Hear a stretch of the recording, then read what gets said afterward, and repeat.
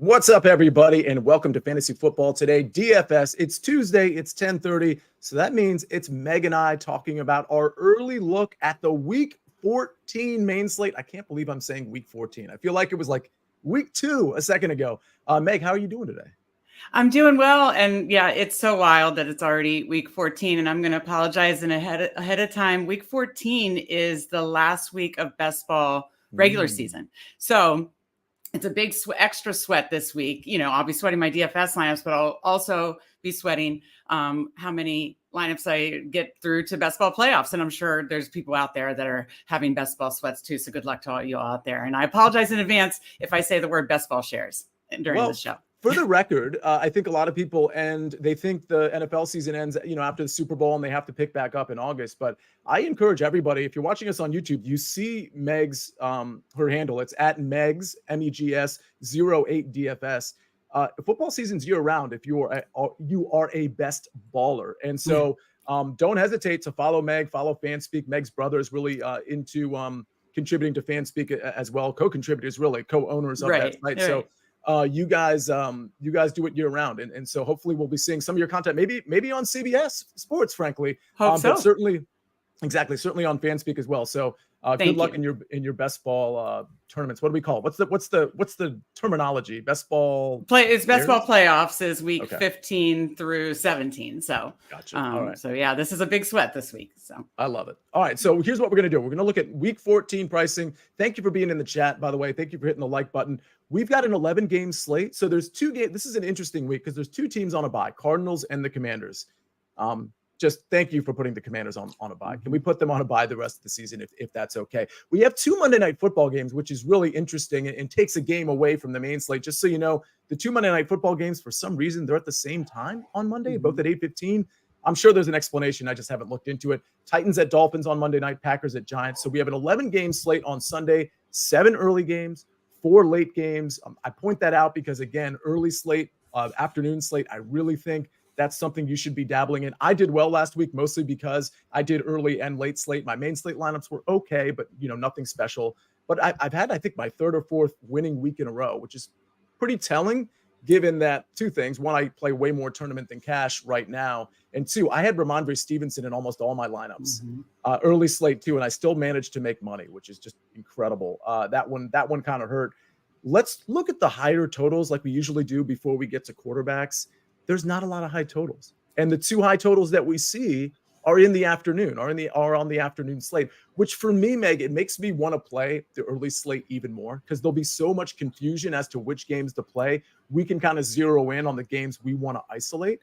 So that's just something. But just so you know, that the 2 higher totals in the afternoon as of now, Seahawks, Niners, 47, Bills, Chiefs, 47.5. Meg, before we get to QBs, any commentary on the lack of high totals and whether you're going to be zeroed in on one of the separate slates, early or afternoon? You've mentioned before with weather, I think December will, bring down totals already. And then we're already in a season where totals are down. So it's not totally shocking. And then with the amount of teams that, have the night games, we've got Dallas, Philly, Sunday night. We've got, like you said, Miami, Monday. So we've got a lot of high scoring teams playing in the primetime slate. So I think that's like kind of the context of why we have such a lower total slate in general. And yeah, the two highest totals that we want to target do happen to be in the 4:00 window. So I'm very interested in both those games. But I agree with you that I think it lets you get really creative in the early only for sure. 100%. And by the way, Uwe2K is in the chat. He says, morning, I missed the FFT contest. What was the min cash score? Just curious. I don't know what the min cash score was. I'll have to go back and look, but Ponterifico won it. And we're going to look at his lineup at the very end of the next 20 minutes. We're going to be looking at his lineup, and he scored 193.06. It by no means was an amazing lineup, but it was, obviously it was very good. He had a couple key pieces, including Nico Collins, Deebo Samuel, and Alvin Kamara. So that pretty much got him to first place in our contest. Our contest is already live. It's in, by the way, Uwe2K. No excuse for missing it this week because it's the comment right above yours. Our Fantasy Football Today DFS contest is already live. You can click on that right now and enter. And of course, it'll be in the podcast description for those of you listening to the podcast. We're going to get to quarterbacks. And Meg, I'm going to have you kick it off. But before we do that, let's hear a word and a message from our partners. A game of honor. the Army-Navy game presented by USAA. Saturday on CBS and streaming on Paramount Plus. All right, Meg, let's have you kick off. Nada's going to bring up the DraftKings board for us. Let's have you kick things off at quarterback. We always start kind of in the higher tier of prices. You can go as far as you want here. What quarterbacks have your eye right off the bat? Sure. I'll break it into kind of like high price, mid price, low price, because there's kind of a little bit in each. Obviously, at the top, we got the two guys in the highest total game going against each other, Allen Mahomes. I'm going to lean towards Allen Mahomes. It's been bumpy for him, both regular, real life and fantasy the last 5 games. So I'm going to lean towards Allen in that matchup. I think we can always have interest in Lamar Jackson. However, he doesn't throw as much as we'd like probably, but there's always interest there. And Justin Herbert in a bounce back spot. In the mid tier, I think you have Goff and Fields in that same game. That could be a game you target at 1:00. But the one that sticks out to me is the one in the mid tier in the 4:00 window. And that's, of course, Brock Purdy, new Mr. MVP front runner, which is wild to say. So Brock Purdy really stands out to me at 6.5K in the mid tier. And then I think we may want to consider some lower tier options this week, only because there are so many studs we want to play for or pay up for. And we'll see that when we get to running back and receiver, but there's a ton of studs that we might be interested in. And, I have several values written down. Pick your favorite value depending on either matchup or if you think they can, pay off that low price, but you've got Russell Wilson going against Justin Herbert, Geno Smith going against obviously Brock Purdy in that matchup, Jameis Winston filling in, Gardner Minshew. Obviously we now have Jake Browning and CJ Beathard. Jake Browning looked amazing on Monday night, incredibly efficient. So that's interesting.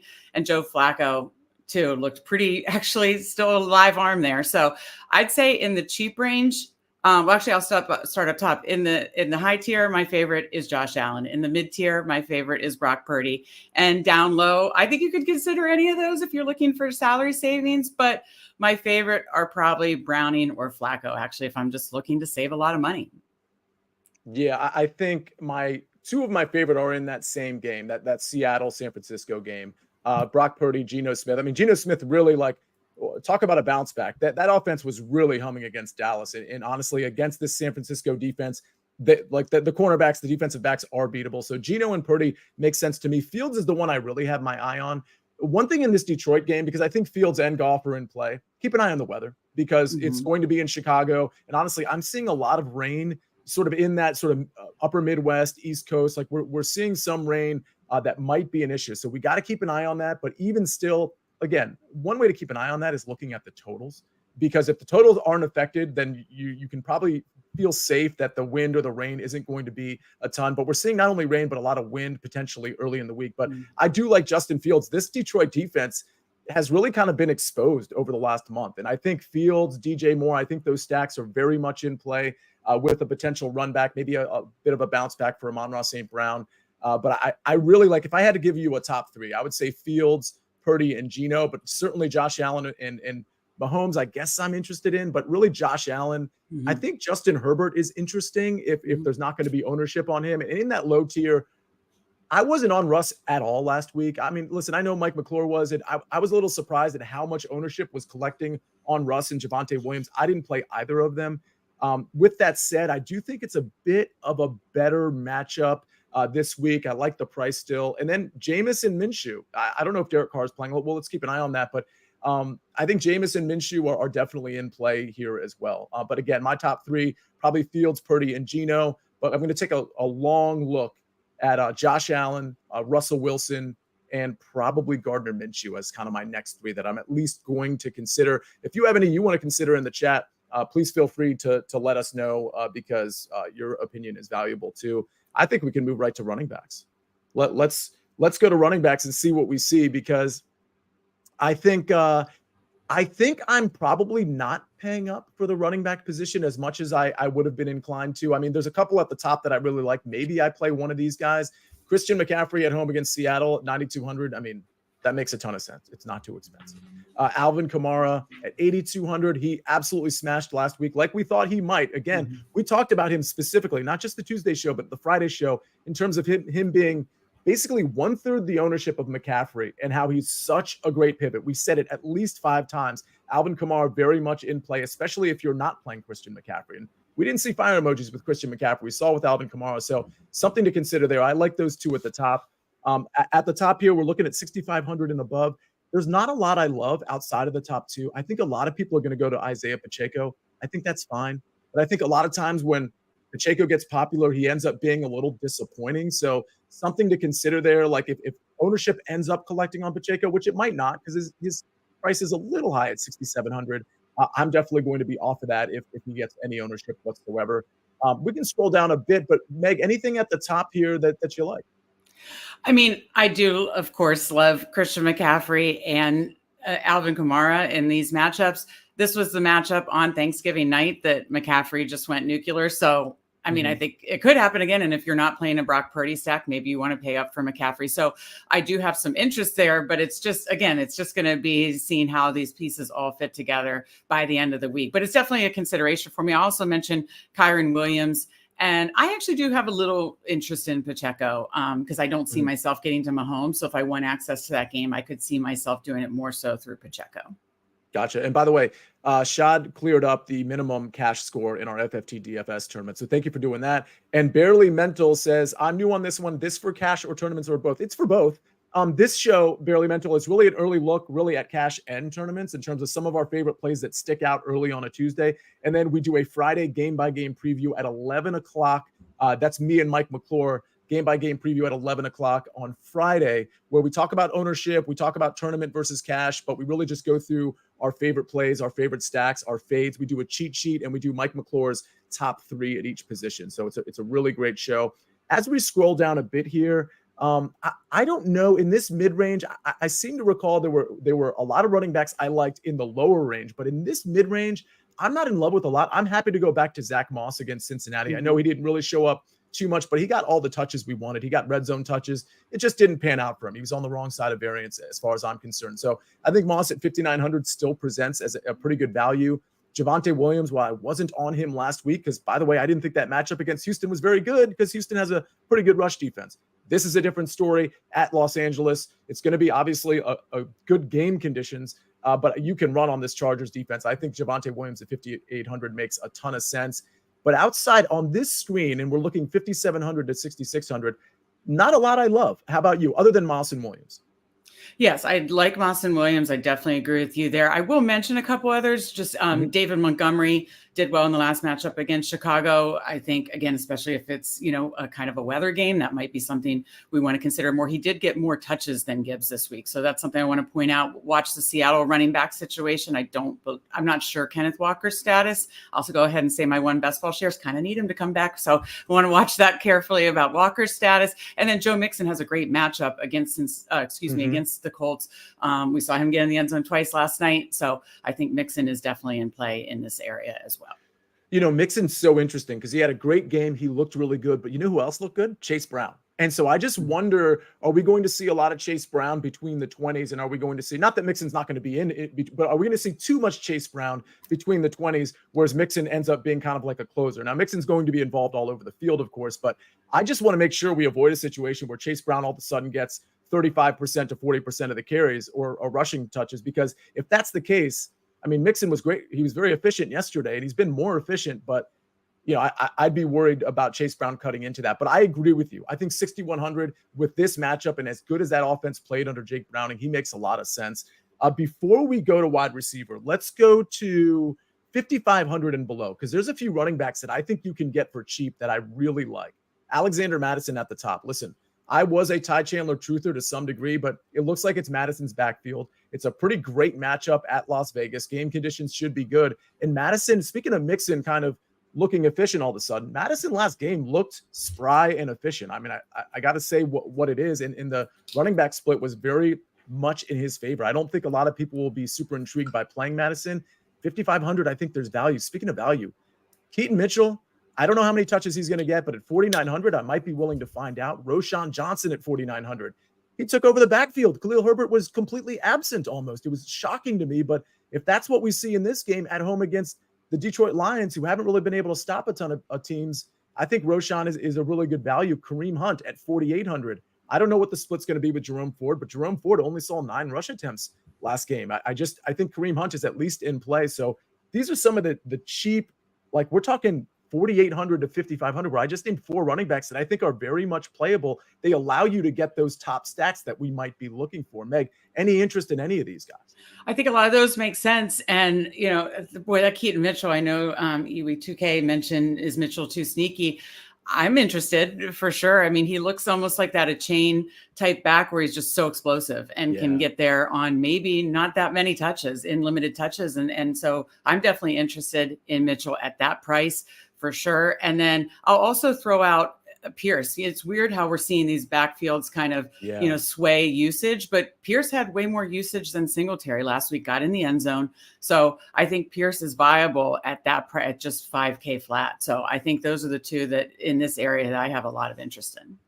Yeah, Pierce is interesting. You got to be right on the gamble because it could be, to your point, it could be Singletary there. But again, at that price, maybe you're willing to find out in a plus matchup. All right, let's move over to receivers. But before we do that, let's hear one more message from our partners.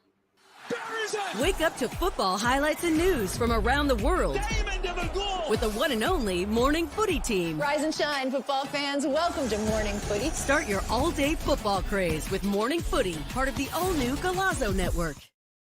All right, we're back on Fantasy Football today. DFS at the top of the board with the receivers. I mean, listen, Stephon Diggs at Kansas City, it certainly makes sense. I don't know if I'm getting to the Josh Allen stacks. If I don't know that I'm playing Stephon Diggs standalone here, but this is something we'll discuss more on the Friday game by game preview. But I don't mind Stephon Diggs. I see Keenan Allen there, and I'm not super interested there. I want to make sure the defensive backfield for the Broncos is healthy. I know Surtain left that game with an injury, but I think he came back into the game. So I think that does affect Keenan Allen, but I don't think I'm going to be on Keenan. Justin Jefferson, he's back in this game. It's a good matchup. I don't think I want to be – I'm happy to be early on people. I don't think I want to be early here, but I'm not going to argue with anybody that wants to be. We know Justin Jefferson's probably in pretty good shape. He got really extra rest, or at least what we think is extra rest, coming off that bye week. I'll probably pass on that. Amon-Ra St. Brown, if the weather is good in that game, I like him as a run back against Chicago. Mike Evans – I don't know how you did like that. This was the one week last week where I didn't play Mike Evans, and I really regretted it, especially on the afternoon slate where I did really well, but I was kind of an outright away from having Mike Evans in there. So I kind of regret that. He just always smashes. Jamar Chase against Indy. That's like, if I'm choosing between Jamar Chase and let's say Diggs at way more expensive Justin Jefferson, I'm going to Chase every time after what I saw with Jake Browning yesterday. So Nico Collins in play. There's a lot of receivers I like. And again, this is why Meg mentioned, and this is why I mentioned too, maybe paying down at some of these other positions, because I just named 7 or 8 receivers at the top, and there's probably 3 or 4 that I could name that are like really viable. So Meg, if you could narrow it down, I don't know, to like 5 or 6, who do you like up here? It's hard. And this is kind of what I was alluding to earlier is these receivers, how do you not want to play almost all of them, right? And so, for me, I think Diggs would mostly be in my Josh Allen stacks. I do have a little interest in Keenan Allen and Justin Jefferson on his first week back against the Raiders. Again, Amon-Ra St. Brown, Mike Evans, Jamar Chase. How do you say no to these guys? I don't know, honestly, how I'm going to kind of weed this down or prioritize. But right now I have a lot of interest in all of those top 6 receivers. So it's going to be tough. I'd say probably my 3 favorite, if I had to, would probably be Justin Jefferson coming back, Mike Evans, and Jamar Chase. But it's really, really, really tough. And then you go, like you said, you go a little further down and still kind of expensive and still very interesting. So the receiver is going to be really tough this week to decide who to prioritize. Yeah, I totally agree. And I think one way to kind of narrow it down, first of all, one way to narrow it down is playing different slates, playing the early slate so you can actively ignore like the Chiefs players and the Bills players and some of these guys that are playing in the 4:00 window. Another way to do it is to look at the weather and look at game conditions, like which of these guys are playing in good weather or in dome environments. And if you just can't decide between the two, go with the better game conditions. So like there are ways, look at totals, look at matchups. There are ways where you can kind of like check boxes and slowly filter out. It's not going to be easy, but you can slowly filter out guys that you don't want. Michael Pittman is a guy. I don't know if you just mentioned him. Did you just mention him, Meg? I didn't, but that comes to the next tier where there's a bunch in that tier that I love too. Yeah, we can scroll down to like Pittman and below because I totally agree. I mean, Pittman is like just on fire. He's getting the targets. He's doing a lot with them. We got Nakua here. Like, let's monitor his injury. He had to leave the game, but of course he came back and was electric. Maybe not the best matchup against Baltimore, but I do think they're going to have to key in on Nakua in a big way. Chris Olave keeps smashing and gets a really nice game conditions, really nice matchup against Carolina. It's hard to look away from him. Brandon Ayuk, hard to look away from him. I guess the only argument against him would be there's so many other targets that are getting. We saw what Debo did last week, for example, that are getting looks. DK Metcalf. Like, what are we going to do? Again, you're going to have to narrow it down. It's such a good slate to play 1 o'clock and 4 o'clock early and in afternoon, because this is going to be hard to decide. I like DJ Moore. I like if the game conditions are good in Chicago, I like him in a Justin Fields stack. 6,500 and above, I like almost everybody. Is there anybody sort of in this range, the second tier range, that you like, that you need to call out? I mean, you called out all the ones I love. And again, that's why it's so tough. We loved most all the receivers at the top, and we love a lot of the guys here in kind of the upper middle pricing. So I think you made an excellent point that one way to narrow it down is by playing the short slates, because then it takes some of the receivers out and you can narrow that pool a little bit in that way. And I think that's what I'll be doing a lot this week to help my decision-making process on these receivers. Because and I especially love the 49ers receivers against Seattle. If it's not McCaffrey that gets there, this team is just electric on offense, and they have 4 massive weapons. A couple of them are going to get there each week. It's just picking which ones do. And it easily could be Debo again or Ayuk. And so I definitely have interest in these 49ers receivers. They stick out to me the most, but I love Pittman and Nakua and Olave as well. Yeah. If you follow me on Early Edge or Sportsline or Buy the Book or any of, or on social media, I was huge on the Niners this week. It was just my favorite play, -3 walking into Philly. They're the best team in football, and if they stay healthy, they'll prove it for sure. So I really like what you said about the San Francisco 49ers. Let's scroll down. And by the way, one thing I do want to mention is, because there's so many good options at the top, especially at the receiver position, even in the middle tier of that receiver position, there's not going to be a lot of ownership that collects. So I think you can feel almost free, even with your stacks for the most part, to play whoever you like, whatever your conviction is, to play those stacks, to play those receivers, knowing that they're not going to be ultra popular because there's just so many options. So whatever your conviction is, go with it. And I wouldn't worry as much about ownership, especially in the contests that are 2,000 and less. Just 3,000 and less. I wouldn't worry about ownership quite as much. In the value range, there are a few I want to call out, sub 5K. For example, Elijah Moore at 4,500, I think is obviously interesting. He's got that connection with Joe Flacco. Wasn't super efficient last game, but got a ton of targets. JSN is only 4,100. Now, ownership's going to collect there. I just can't imagine. People are going to want to get shares in that game. JSN got a ton of targets, got a ton of production. He makes sense at 4,100. And then Quentin Johnston at 4,000. He got some work last week, and he might fit into some Justin Herbert stacks or just as a one-off. So those are some of the value plays early in the week that I like. Any value plays you like, Meg? Well, first of all, I love JSN. Oh, did we lose Meg? Popular. Oh, there you go. Okay, sorry. Okay. I thought we lost you for a second. He will be JSN. Go ahead. He will be popular, but I love JSN. And the other one is Elijah Moore that you mentioned. I love those two. Those are my 2 favorite value. I'll also throw out Rashid Rice in the Kansas City game, and Gabe Davis a little bit higher. We kind of passed him, but I will want to mention him as well in that kind of mid tier if you're doing Josh Allen stack. But Rashid Rice in that same high total game in that mid range. Yeah, and I see you have some cheap options. One I missed that I'm really intrigued by. You have Odell Beckham as a potential cheap option, but talk to me about Zay Jones, because that one makes a lot of sense. Right. Obviously, tough matchup against the Browns, and downgrade with Beathard at quarterback. But we saw how much work he got once Kirk left the game. So if Kirk is out, I definitely, because of the price, would have some interest in Zay Jones. Yeah, I actually kind of when I was talking out loud, I actually kind of forgot that Trevor Lawrence probably not coming back next week. So that does affect really every single Jaguar. Because Beathard, listen, he's a competent backup. He's probably not going to be throwing it down the field, but that doesn't mean Zay Jones can't get there. Do you know what's his price? It's 37, I believe. So at that price, he doesn't need a lot. Yeah, and listen, if Odell's healthy, we know, because he didn't play a lot of snaps the last time out because of his shoulder injury. But if he's healthy, 3,800, we know he can break 1 or 2. So I'm not afraid of this Rams defense at 3,800. I think that's an interesting shot to take. All right, let's take a shot real quick at tight ends. Let's move to them. And listen, at the top, Kelsey, if you want to play Kelsey, that makes sense, I guess. I mean, at 7,800, it's a reasonable price. He's tailed off a little bit, but that doesn't mean he can't have huge production at home against the Buffalo Bills. TJ Hawkinson always in play. I think it's a very fair price at 6,000 for TJ Hawkinson if you want to pay up at tight end.